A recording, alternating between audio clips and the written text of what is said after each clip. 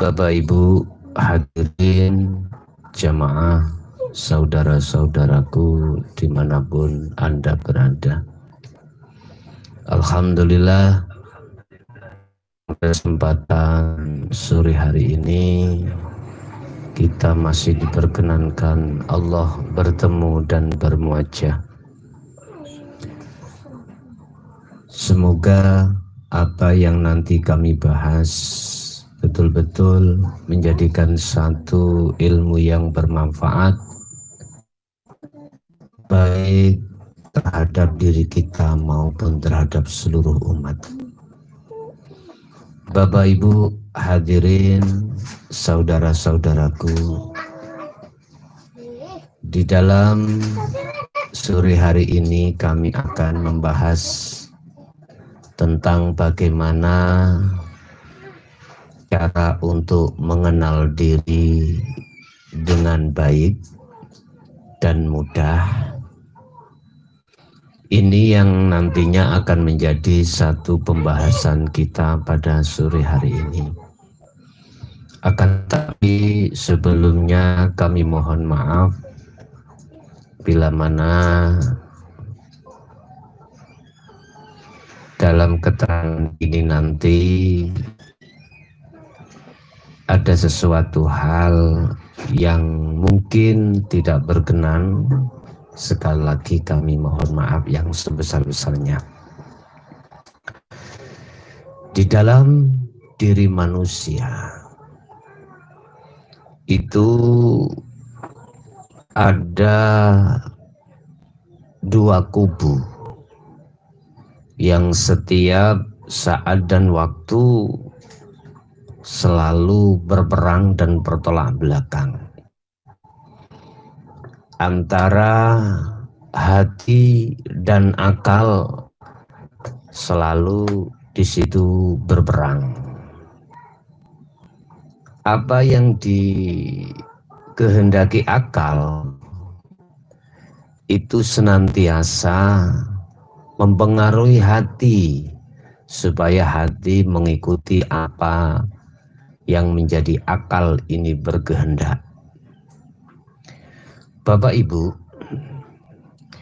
atau lebih sering kita katakan di dalam hati seluruh manusia ada dua kubu, satu yang disebut sifat basariyah. Jelas sifat yang selalu mengajak terhadap hati mengikuti akal disebut sebagai basariyah manusiawiyah. Seluruh manusia itu menginginkan pada umumnya ini ya, menginginkan tidak mau untuk sakit, rugi, diistilahkan saya rangkum jadi satu, tidak mau mengalami sesuatu kondisi yang terpuruk atau buruk, nggak mau.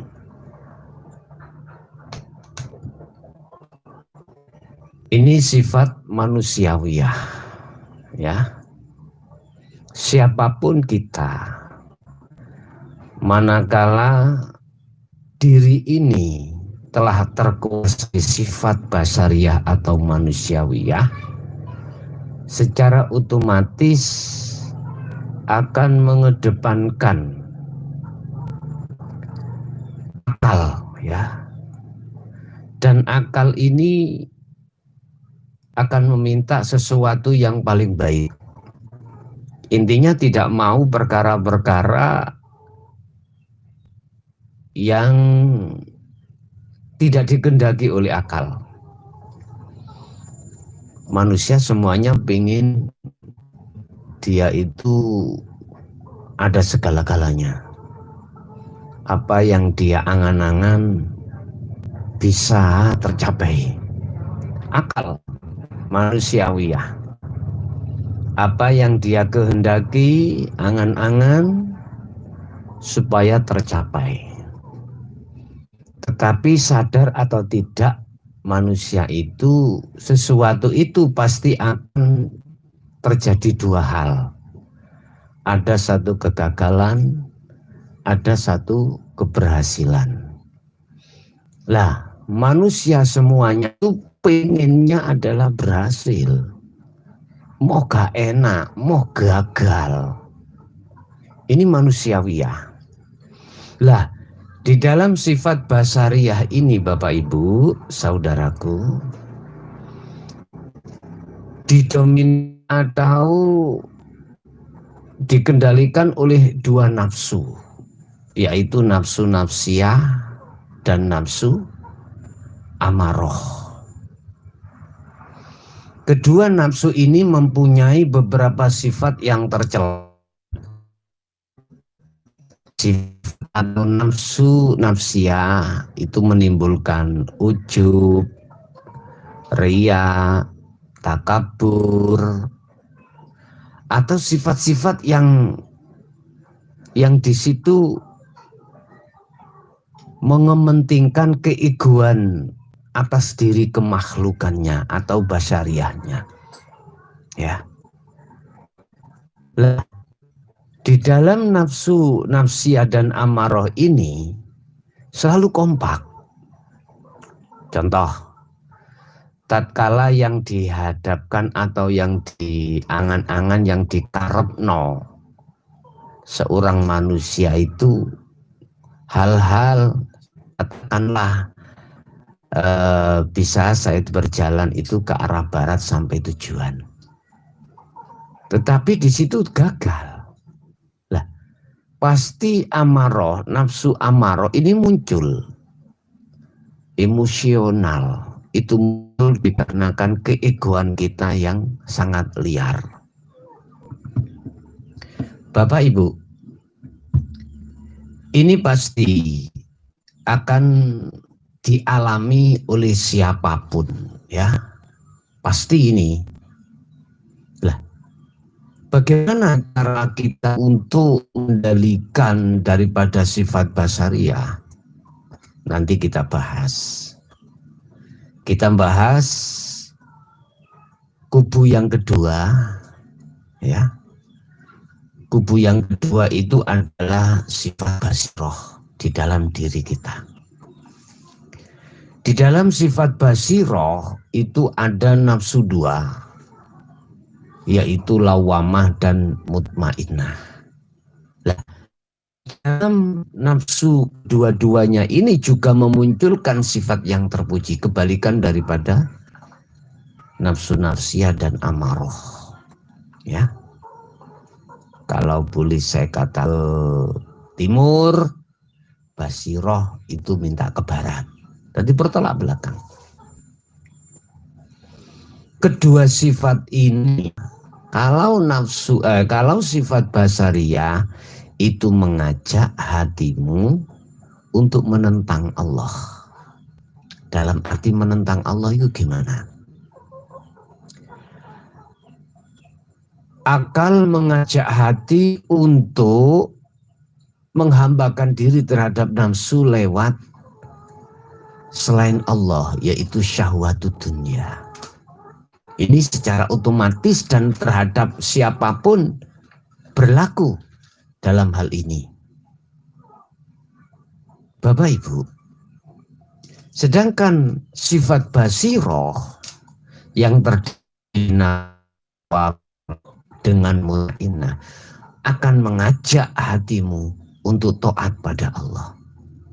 Dalam pengertian taat, yakfur bitaghut wa yu'min billah. Mengajak hatimu untuk meninggalkan perkara apa yang digagas oleh akal, yaitu yakfur bitaghut. Hati untuk melarikan diri menjauh dari nafsu, yaitu lewat kesenangan duniawiya. Dia tinggalkan semuanya ini. Satu sisi wa yu'min billah, hati diajak untuk menghadap selalu pada Allah lewat zikir. Ya dah. Dua kubu ini selalu bertentangan di dalam hati kita. Lah, bagi mereka golongan kita yang masih ada di ahli hijab, sifat basiro itu tidak muncul sama sekali. Yang mendominasi, yang bergerak terus adalah sifat basiroh. Sifat basariyah. Sehingga lama-kelamaan hati seorang itu menjadi buta dikarenakan hal ini. Dan tidak mengenal sadar diri. Sudah diterangkan di dalam satu ayat, alhaakumut takasur hatta zurtumul maqabir. Manakala hati ini dikuasai oleh sifat basariyah dan hati selalu maksiat pada Allah, bentuknya maksiat adalah hubbud dunya, hati lo bukan jasad lo ya, maka dia tidak ada sambung rasa nang gustinipun. Hatinya tidak ada tali pada Allah. Terputus ini. Terputus. Walaupun nyun sewu, mohon maaf. Apa yang dilakukan oleh jasad ini, yang katanya taat pada Allah, hati tidak menyentuh sama sekali. Nggak bisa. Jelas Bapak Ibu. Sehingga gerakan apapun yang dilakukan oleh jasad ini di mata Allah itu sudah tidak laku lagi. Artinya hubitot a'maluhum wa ma lahum min nasirin. Tidak bisa diterima sebagai amalan solihan, tidak bisa. Walaupun kayaknya itu termasuk amalan soleh. Bapak Ibu, sadar atau tidak sadar, itu yang terjadi pada diri kita yang masih di ahli hijab. Kita nggak usah jauh-jauh ngomong orang lain, diri kita sendiri.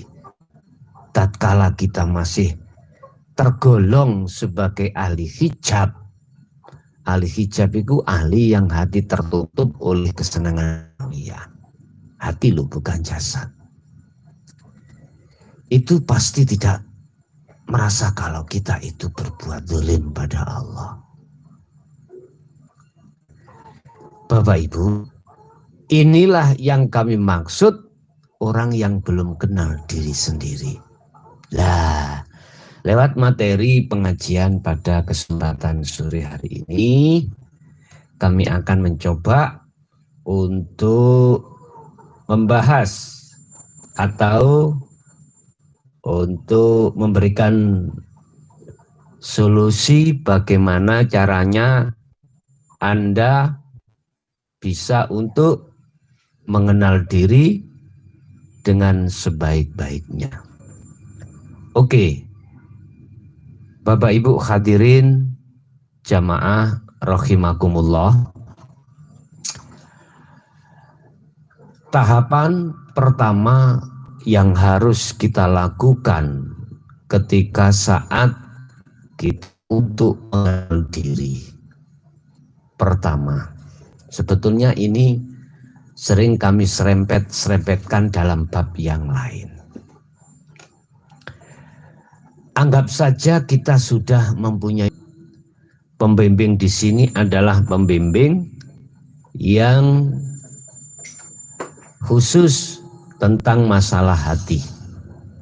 Bagaimana hati ini bisa cepat lekas sampai pada Allah.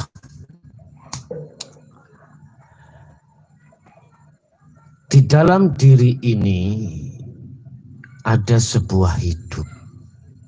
Ya, yang hidup untuk sementara kita akui kalau ini hidup kita sebagai makhluk sebab dihidupkan Allah lewat bahasa aran namanya ruh. Jadi ada hidup, ada yang maha hidup. Oke, iki proses mawon. Iki proses terlebih dahulu. Pertama kita sadar kalau kita hidup ini ada yang menghidupkan yang disebut yang maha hidup Allah Subhanahu wa ta'ala. Oke. Kita nyantai aja. Di situ kita dituntut untuk mengenal siapa yang maha hidup itu. Kita dituntut untuk tahu siapa yang maha hidup itu. Lewat beberapa ilmu yang sudah kita dapatkan dari sang pembimbing, yaitu guru akhirat. Itu sebagai modal untuk kita bisa memahami dari sisi ilmu dan kita buktikan sisi atau usaha.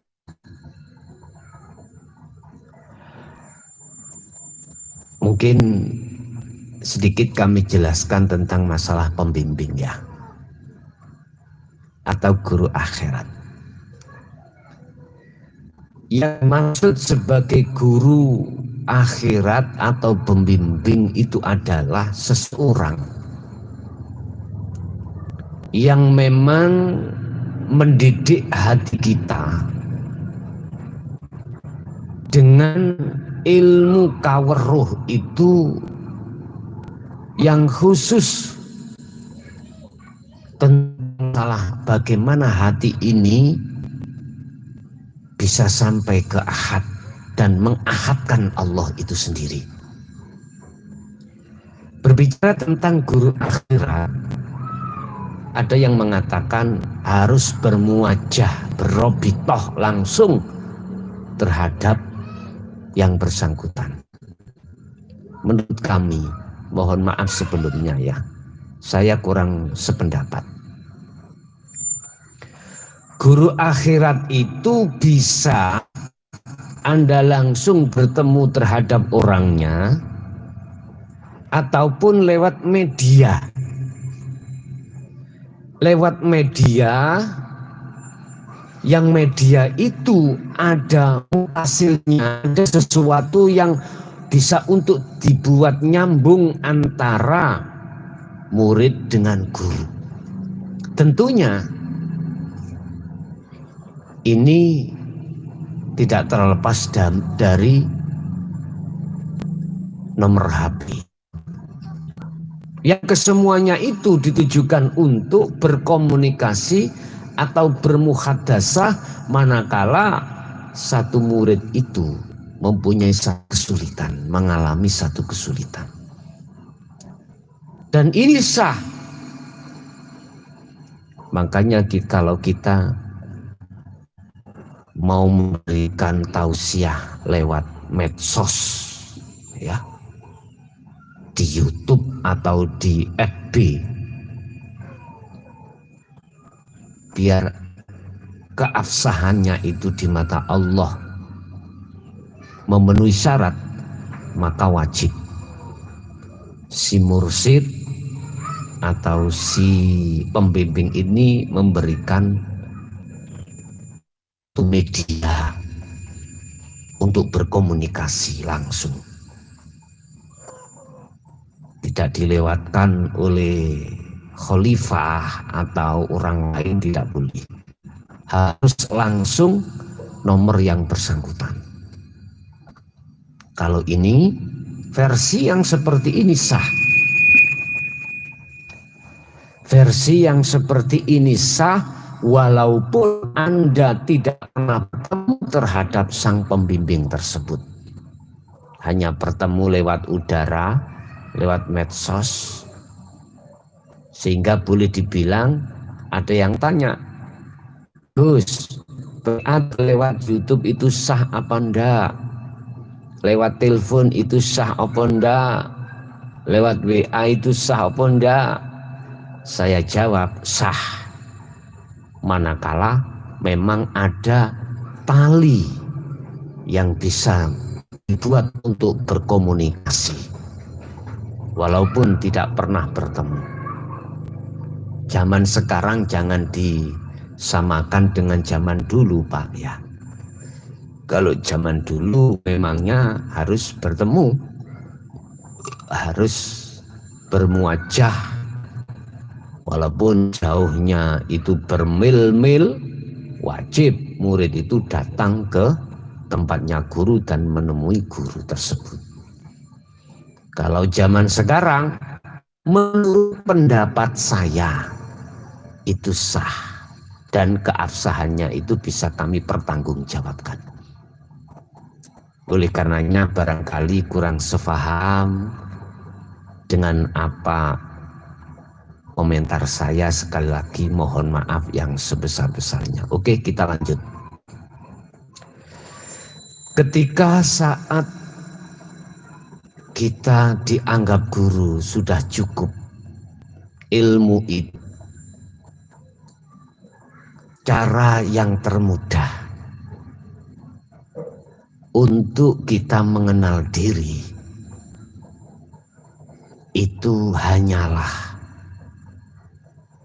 lewat keistiqomahan kita selalu menjalankan uzlah atau zuhud, yang di dalam zuhud itu pasti akan dibekali kita oleh sang guru, yaitu berzikir.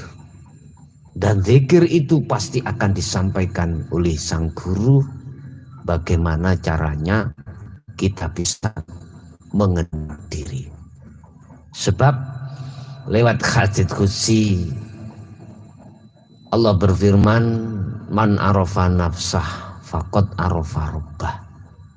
Barang siapa yang mengenal dirinya, maka dia betul-betul akan mengenal, tahu tentang Tuhannya. Maksudnya diri itu hidup. Tadi kan sudah saya katakan, ini proses ya. Saya hidup berarti makhluknya masih muncul. Sebab di hidup siapa? Allah. Bahasa Islamnya dikatakan Allah. Bahasa agama lain terserah memakai isim atau nama siapa, monggo kerso. Berarti ada dua, ada yang dihidupi, ada yang menghidupi. Dan ini proses tidak salah. Di situ masih ada dua hidup, ya, makhluk dan Allah. Terus proses berjalan terus lewat uzlah Anda yang telah diwejang oleh guru kita masing-masing dan dibekali dan dibawahi oleh zikir. Maka di situ bagaimana caranya hidup itu tidak ada dua. Bagaimana caranya hidup itu di dalam keahatan. Ini tidak terlepas dari Anda yang selalu berzikir. Tidak terlepas dari itu.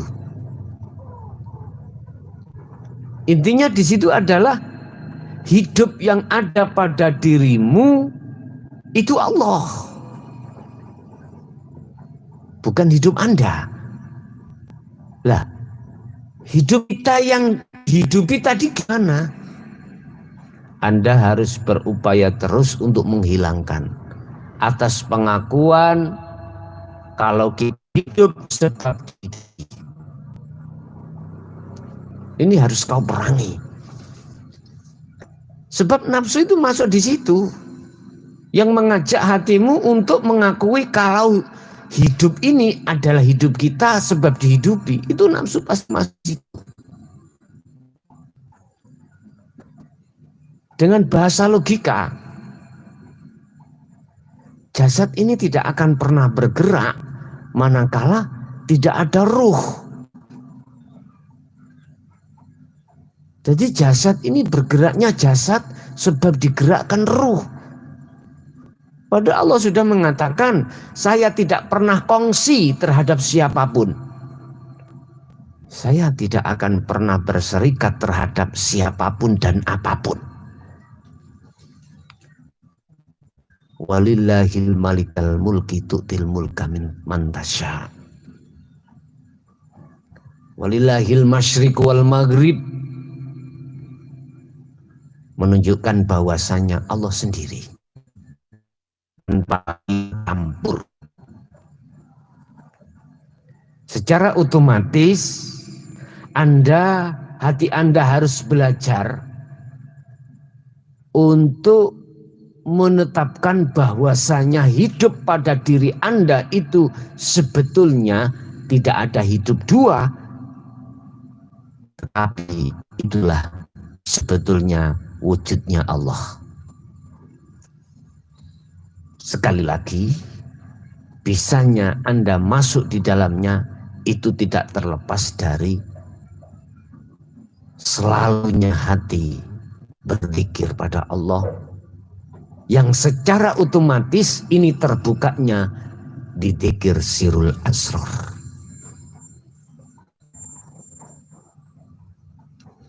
Baik uzlah Anda secara khusus maupun secara umum harus selalu dilibatkan,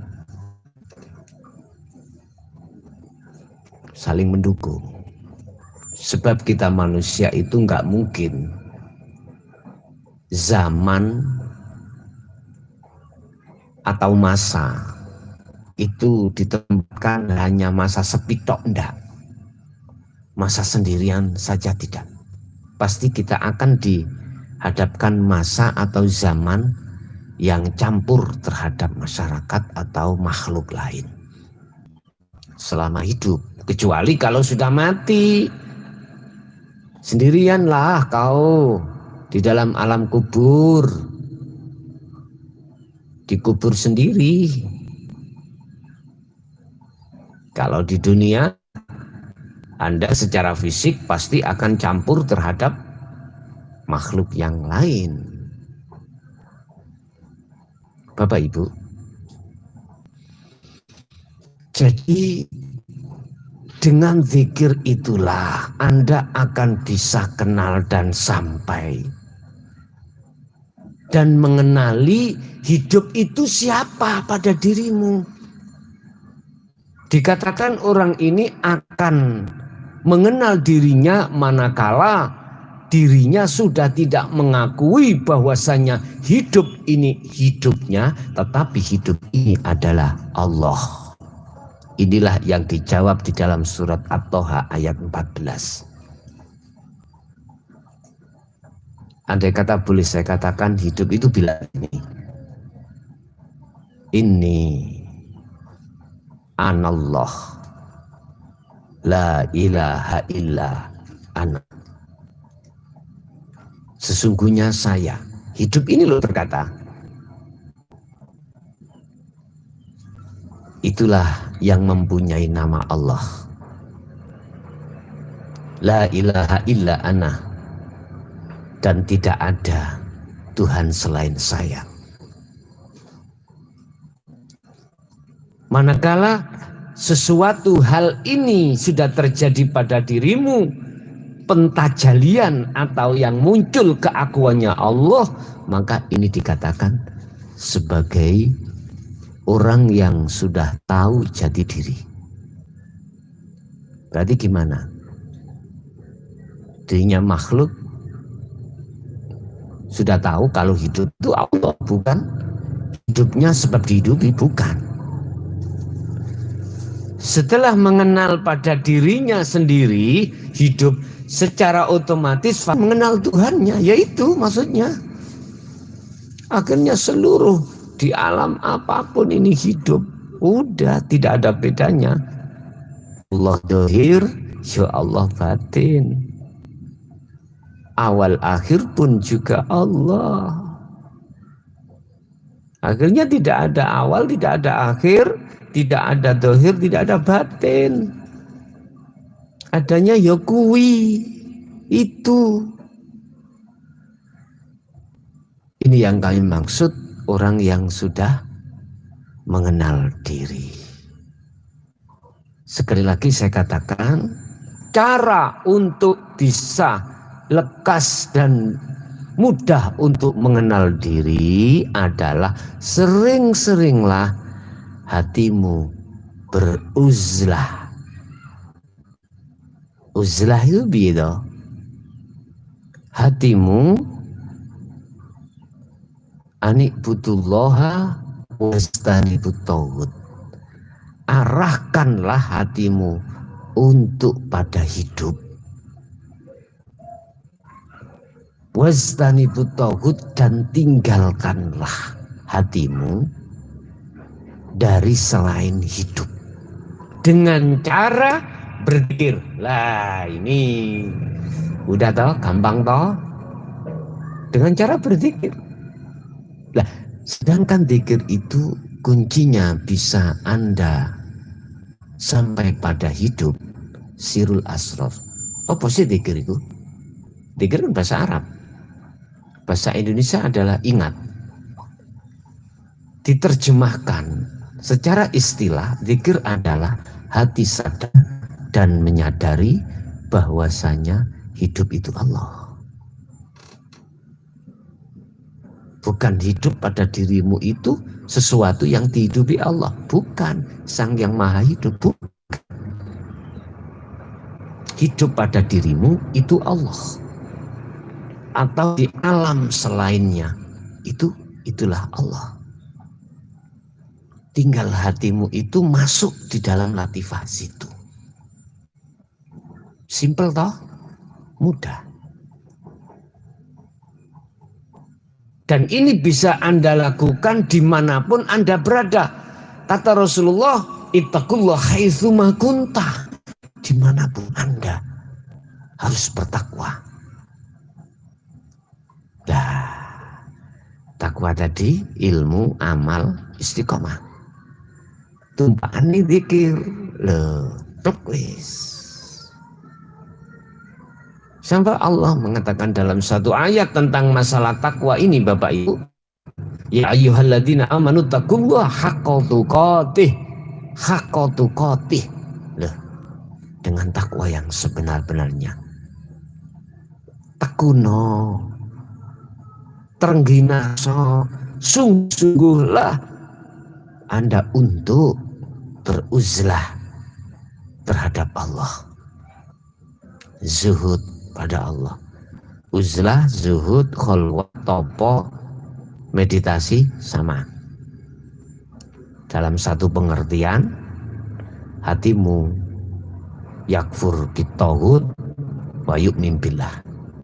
Atau dalam ayat lain, anikbutullaha wa istanibut tauhid. Artinya semuanya adalah hatimu harus menjauh dari kesenangan dunia.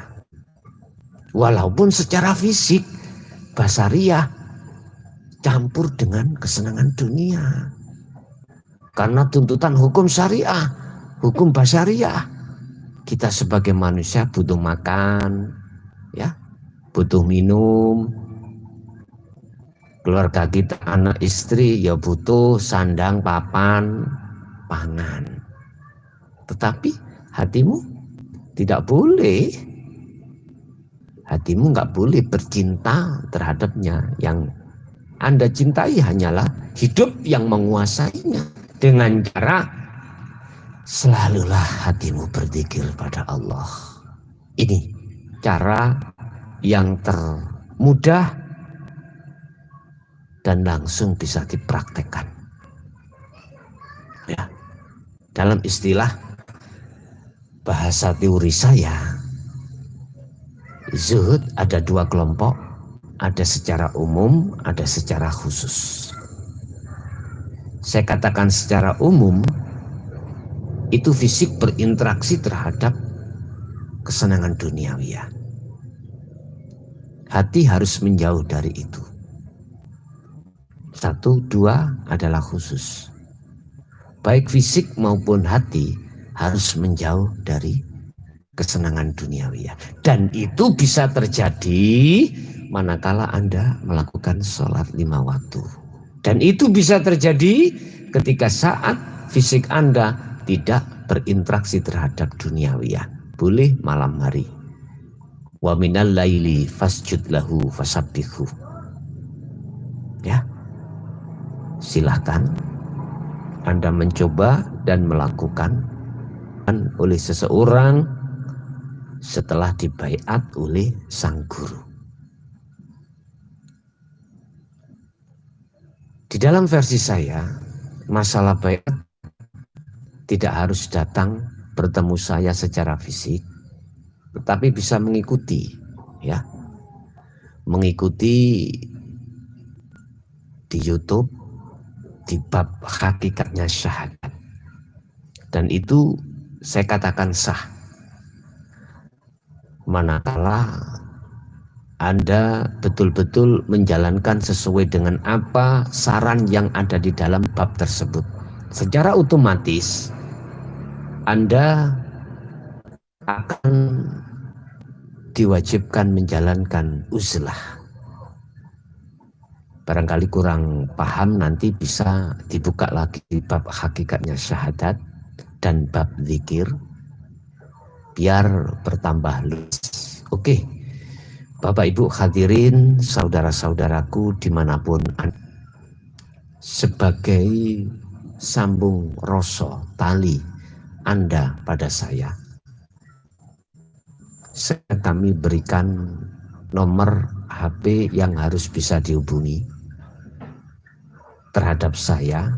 Sering-sering saya katakan, bisa lewat WA, bisa lewat telepon, lewat messenger, monggo, mana yang termudah bagi Anda.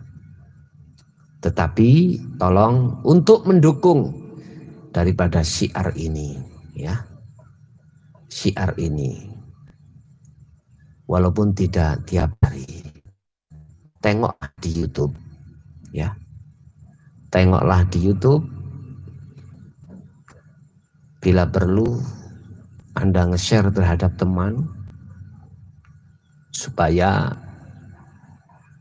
dakwah dalam hal kajian ilmu tasawuf ini, ilmu ketuhanan ini, tidak hanya dirasa pada golongan kita sebagai umat Islam, tetapi juga bisa dirasa oleh saudara-saudara saya, saudara-saudara kita di luar agama Islam. Jadi di situ nanti akan bertemulah satu kedamaian, tidak ada iri, tidak ada dengki, tidak ada saling menghujat, dan tidak ada yang saling menyalahkan. Manakala hati ini semuanya mau kembali kepada Tuhan yang Maha Esa. Oke? Itu Bapak Ibu hadirin yang bisa kami sampaikan. Kurang lebihnya mohon maaf. Hadanallah wa iyyakum wal afu minkum. Assalamualaikum warahmatullahi wabarakatuh.